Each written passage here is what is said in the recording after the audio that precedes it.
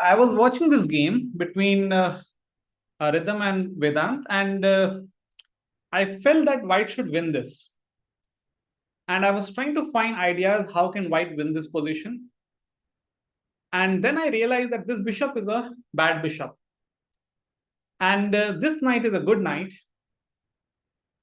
But the good thing about Black's position is the claim of the open file, which is done by Black's rook.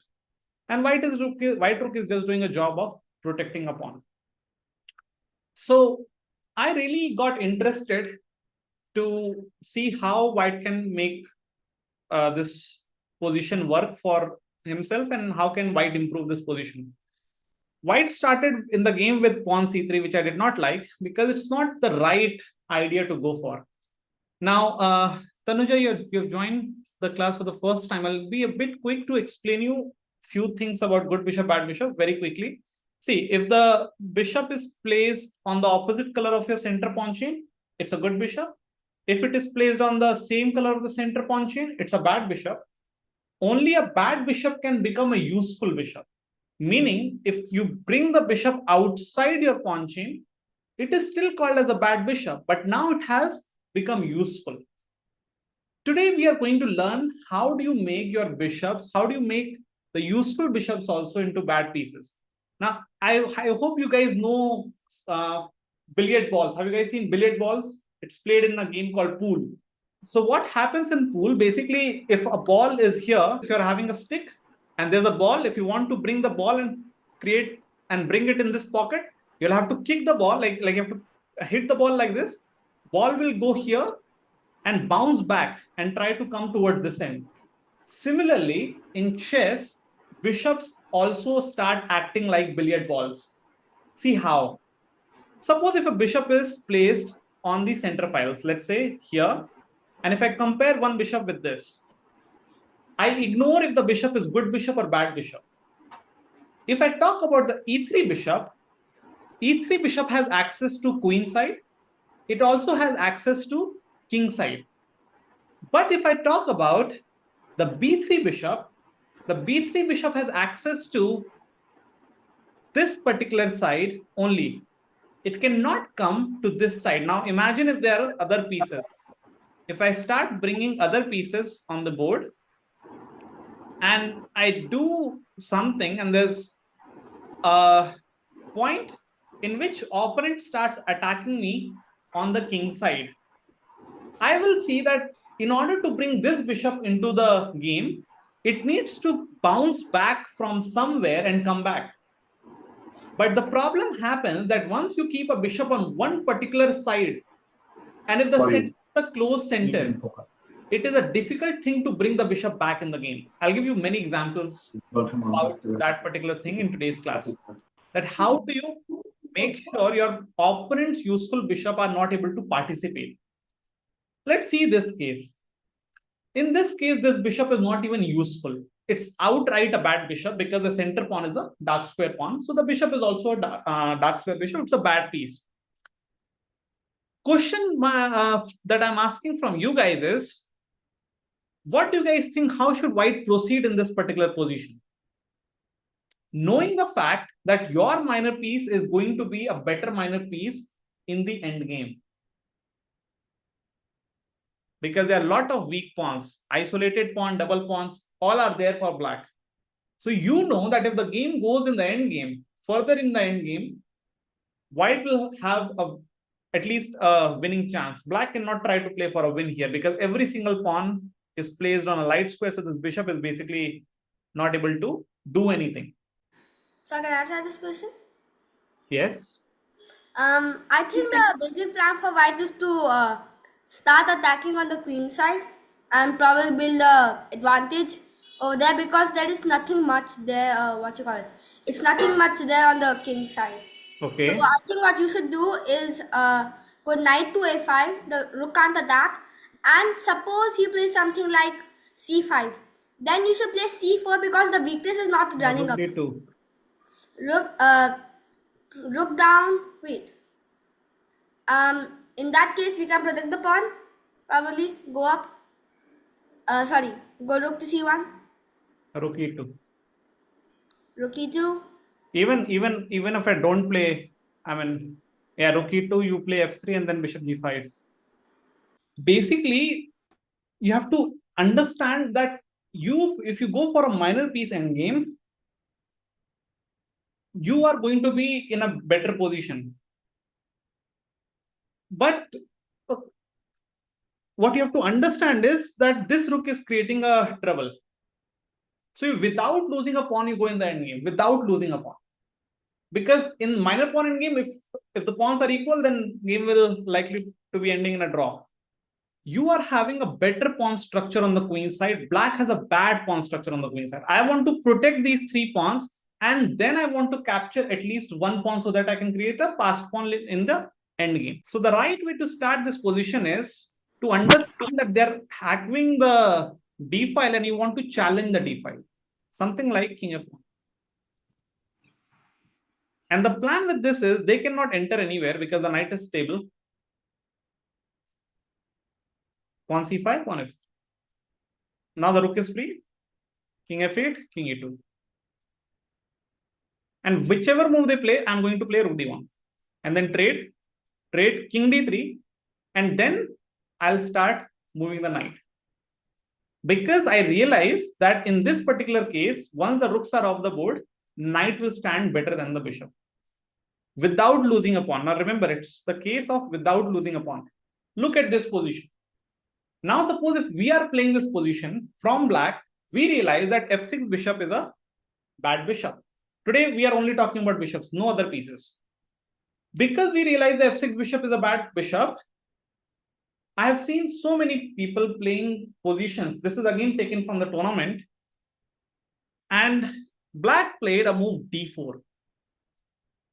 Now this is basically telling us that black is not understanding how to deal with bishop, because you want them to take us and we take, and suddenly after push, my bishop will become active. But the moment I play d4, every chance of bishop becoming something useful is going away. So my question to again with you guys is, how do I try to improve the situation? Tanuja, I hope you are understanding the class. Yes, sir. Okay. Did you understand the first position? Rook e8. Yes, sir. Try to make a plan of how do you improve your bad bishop. Bishop g5. Pradnesh, after bishop g5, what if they don't capture you? Bishop g5 is actually a slightly mistake, because after takes, you're losing a pawn.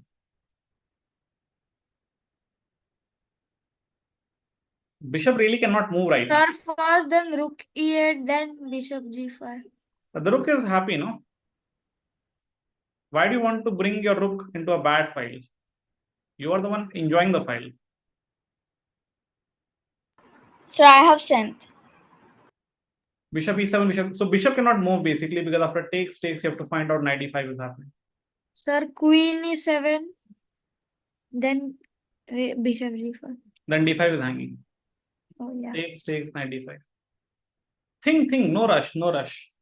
Take your time. Understand what is opponent trying to do and accordingly improve yourself.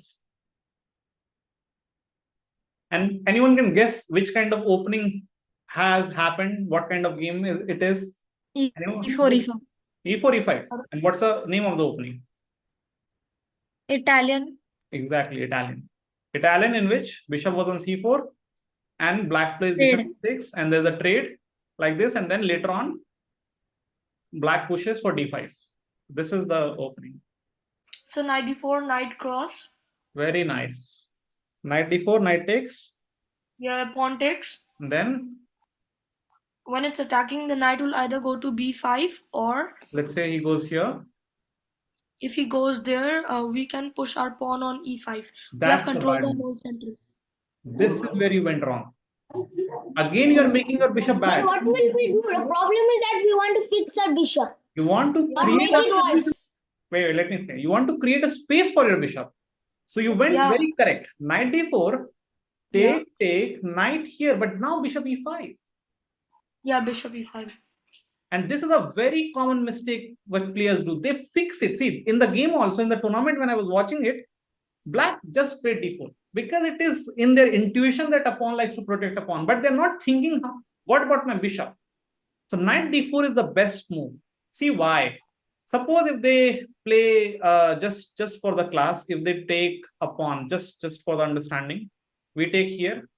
And now tactics. And if they take by pawn, fine, then they are just losing everything. The king is opening up. We take, we bring pieces. The game will be finished very quickly. So usually they will not take. After this, they will take like this. And after pawn takes, the knight has to move. You don't play e5. That is one of the main things. Neither take it. Just play bishop e5. Oh. Takes, queen d5. And now suddenly you realize after rook f5, rook f8, you are having so much to attack. So now you realize that after you bring the rook on the f file, suddenly your pieces have improved so much. And your bishop is again on the center file, which we really want. So one thing that you have to understand from today's pattern, that a bishop, if it is placed, if it is fixed on one side of the board, even though it looks like a useful bishop, the moment the game starts happening on the other side, that useful bishop is of no use. So you have to think, if it is possible to trade, you can trade, because their pieces will start attacking you and you won't be able to defend it with your bishop. Again, everyone understood this position? All of you? Yes, What sir. I'll do is I'll just add one extra piece from both sides in the same position, exactly same position, but I'll be adding one extra piece. And then again, you have to think for the same idea. So do we have to improve the bishop in this position too? That I cannot say. You have to. I want to see what you guys are coming up with. Then I will explain. Sir, still black to move. Black to play. Everything is same. Just this has not happened. That's it. Rest everything is same. I basically have the same idea, but first I want to go like knight d7, then knight, and if he doesn't trade, then knight to d4 takes, and then bishop to d6. You calculate if it is working. Yeah. Because you guys already know what white is trying to do. White has so many attacks on the pawns. Moment you go knight d7, after take, d5 is hanging. The same idea. Knight d4, knight takes. After this time knight d4, understand why knight was taking in the previous position and why it is not forced to take you right now. There's a difference. Yeah, he can move to d2. No. No, because the rook doesn't have the open file anymore. No. Because the bishop is on f6. Yes. So what was the bishop doing when it was on f6? Protecting the pawn. Protecting the on pawn. d5. So understand, there's very small difference, but now the idea changes completely. But the main fundamental is same, that I want to exchange my bishop with this bishop, because this bishop is again a good bishop. Pawn chain of white is of light square. It means the bishop is a very good piece. The knight d7. Knight to d7. Sir, d4. Then this is hanging. Very good, Pradeep. Pawn d4 now. You close it, and now wherever it goes does not matter much. If it goes here, now knight h5. Because they cannot attack your center pawns anymore. And now we are saying, fine, trade with me. If they trade, then we are happy. But if they don't trade as a question, how do I improve then? So I want to achieve bishop g5. How to achieve bishop g5? Because the knight is there. Huh? Sir, at 6. I mean, even if you don't achieve bishop g5, let's say, can you still understand that this bishop is now on a better file? Because Yeah, because he's controlling two diagonals. yeah, if the attack starts happening on the king side, the bishop can come on the king side. And if they try to create attack on the queen side, the bishop can always direct itself on the queen side also. So if they trade, then But sir, what if he attacks on both sides? so that's what your bishop is doing now. That's what your bishop is doing. No, sir, like he attacks on the king side, but the next move he attacks on the queen side. Like something Like like after he suppose pushes the pawn, if I make here, you go g4 like this. yeah, Now and you then will also after try that to he jump. push No? You will also d4. try to jump. He'll push a4. After pushing a4, you can go. This is hanging. No? Okay. So it's not like they will just, because the moment they start pushing pawns, they're creating holes, right? And your knight is sitting on a hole, which is very good for you. And if they trade, you trade, and I guess we can still achieve this particular thing, or maybe just play. I want to play knight on e5 because I don't want to close it. I don't want to close it because then my bishop will not be having much future. But if I'm able to play this knight e5, then I guess the game will be going on. Okay. Now I'll show you one game played by Carlsen. And he utilizes the same idea of how do you make a useful bishop like a billiard ball, which cannot be come back on one of the sides. See, it's a very interesting idea. Please focus. So Carlsen was playing this position as white, and it was a Scotch game. E4, E5, knight, knight, D4, takes, bishop C5. The main move is bishop E3 in this case, but Carlsen chose to play knight to B3. Everyone in the chat, black to play. In the chat, everyone, black to play, what will you do? Only in the chat. But majority of you guys have played the move that was exactly played by black, which is bishop to b6.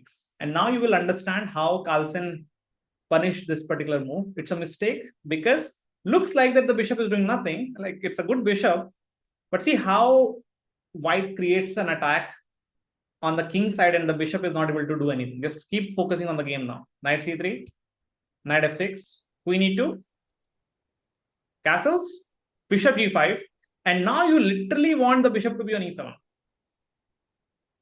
But you don't have any choice. I said bishop e7. I said bishop e7. That was a good move.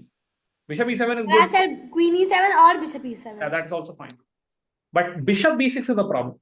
Because now you will realize that after white castles here, black wants to stabilize by playing bishop e7, but black is not getting enough time. See, h6, bishop h4. a5, a4. Fix everything. Knight d4. So basically, the only thing you have to do is not take. Because now the bishop is again coming to center and it is able to control both the sides. So Carlsen here understood this idea, of course. Queen d3. Queen e3. And he gave himself bad pawns, but he made sure the bishop cannot do much. Rook e8, castles. Okay, it's important to understand, if the king was placed on g1, then this bishop is a nice bishop. It's actually useful because it's spinning a pawn at least.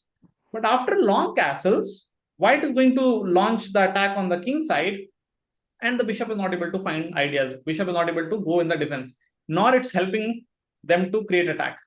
d6, queen c2, bishop c6, bishop c4, bishop e6, rook he1, queen d7, bringing the other guy inside, maybe here or here. Not, I mean, I guess, wait. This was not played, I guess. Yeah, queen e7 was played. Because if queen d7, something like that, we just destroy the structure. So this, and now again, white to play. Because the queen cannot leave this diagonal, otherwise the king gets destroyed. How do you now, try to take the advantage of this particular fact? The dark squares on the king side are very, very weak. And whenever dark squares are weak, you want to play pieces on dark squares, which can control. Sir, f4. f4, okay. There's something very direct. Very direct. e5. Takes, rook e5. Queen f8. And the moment queen moves, why was the queen supposed to be here? Now white to play. So that the king's safe. The pawn structure does not get destroyed. And because the queen moved, bishop f6. Rook e2, and now the idea is very, very simple. You can just exchange everything. There. Rook d3, rook g3, and later on, white won the game. I'll just be a bit quick now to show you the full game. And now you can play knight f6, knight g5, anything is winning. g5 bishop is a what kind of bishop? Everyone.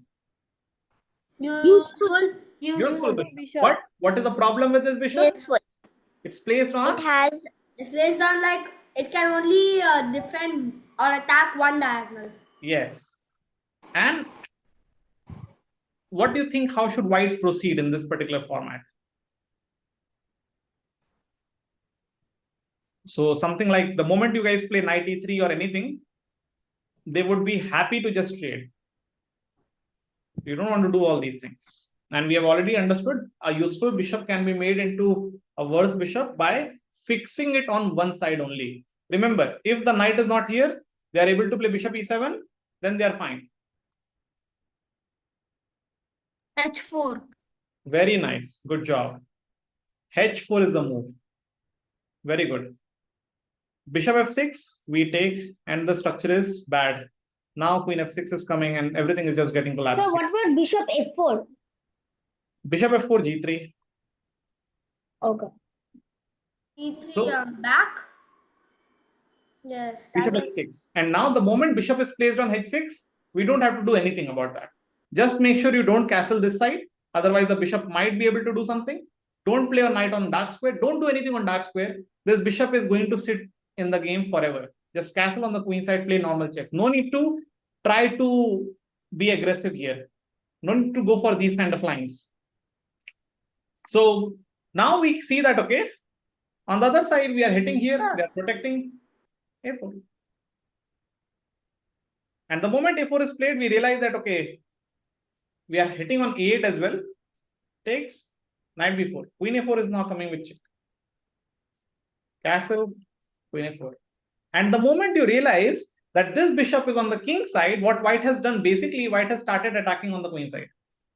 White has created a weakness on a6, and black is not having enough resources to participate. All the dark squares on the queen side are bad.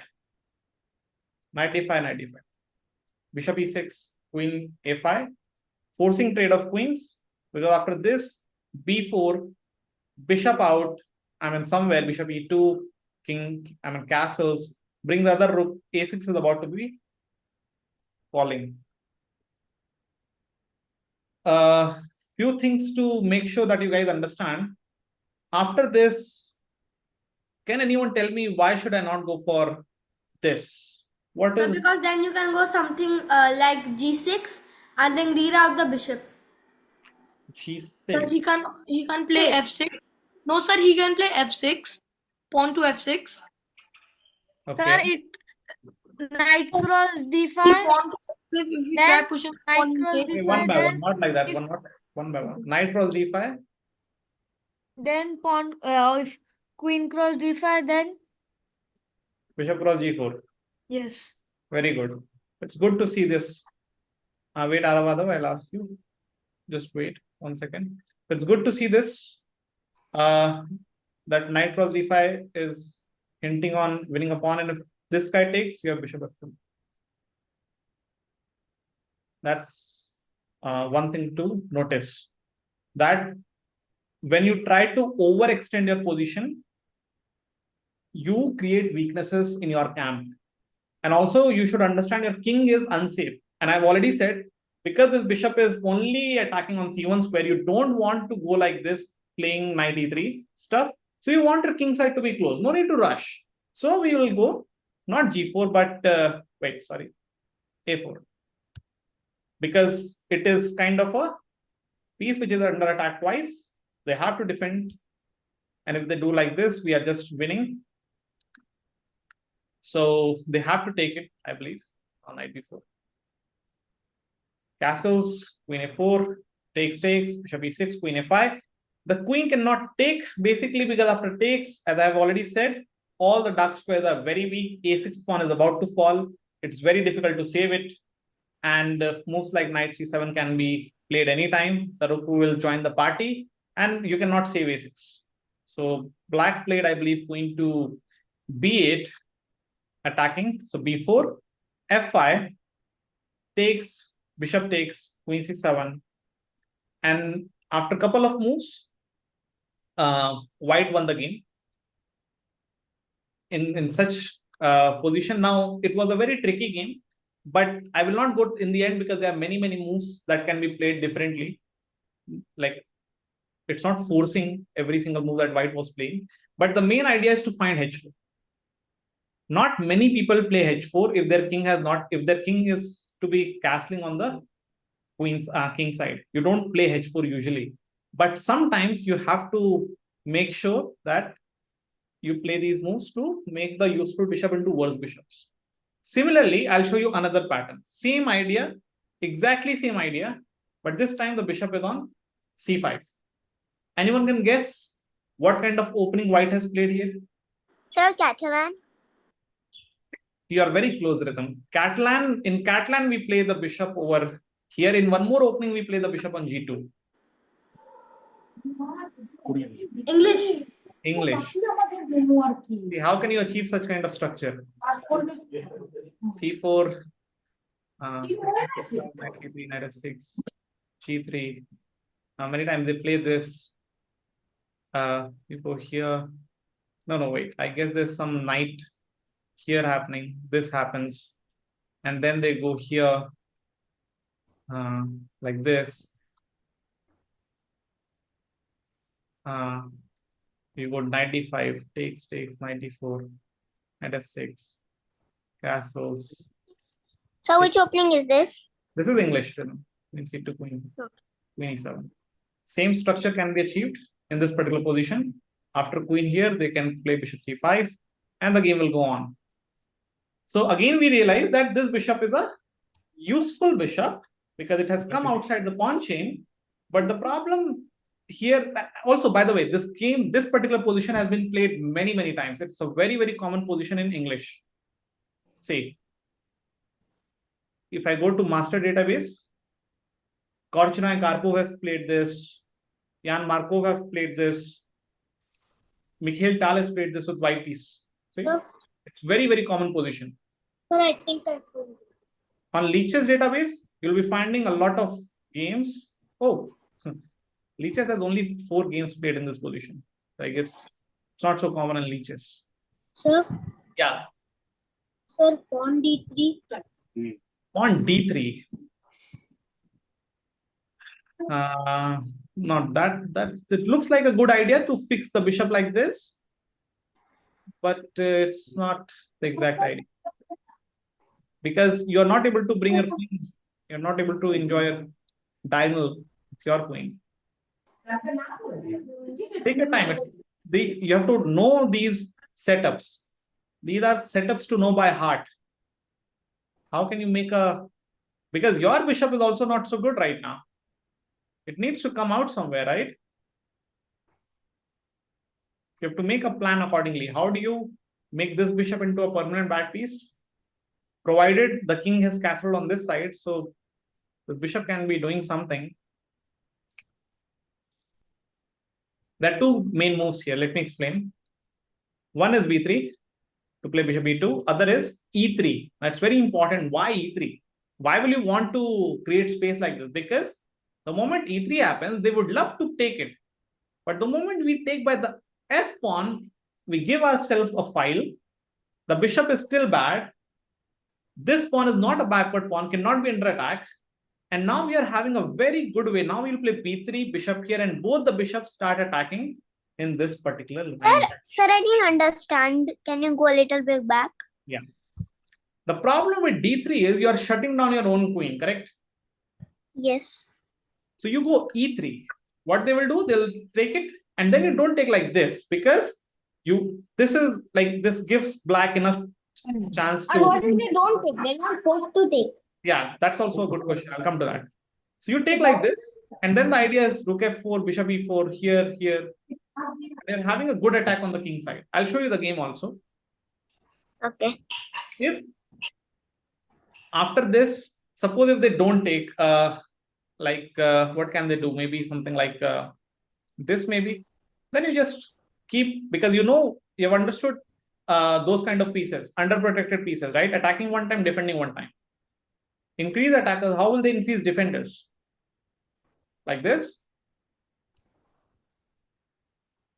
And now you will be getting the same position, because you are putting so much pressure on the pawn.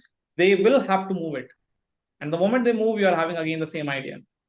Bishop will come on e4, rook will come on f4, like this. Now let's see the game to make you guys understand this full idea. In the game, white played b3 first, then e3, takes, bishop b2, rook f4,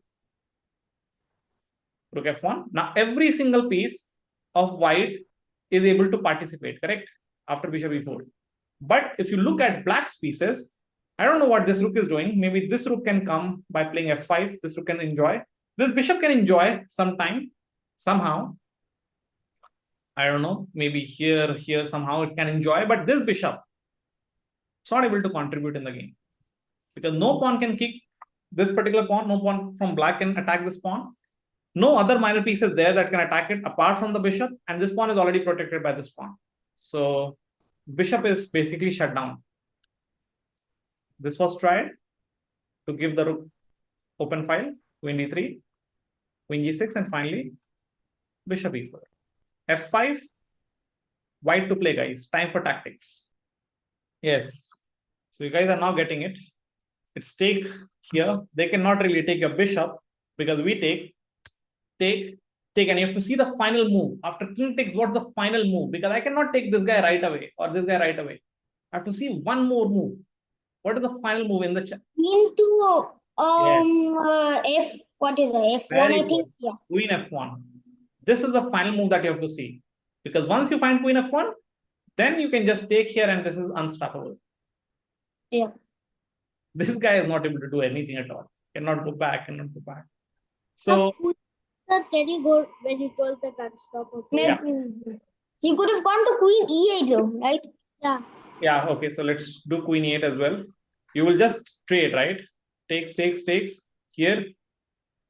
Now it's a check. Queen f7, I can just trade. Oh, queen e8, you're saying over, let's say he moves like this. No, he's saying that. Yeah, so I guess we have bishop g7. The point is, I'm going to go queen f8. So then now queen b8. Queen f8. Queen b8. So we take it. Sir, Yeah. can you go back? Yes, why didn't we just play queen f6 when the queen played to b8? Wait, sorry. Like this?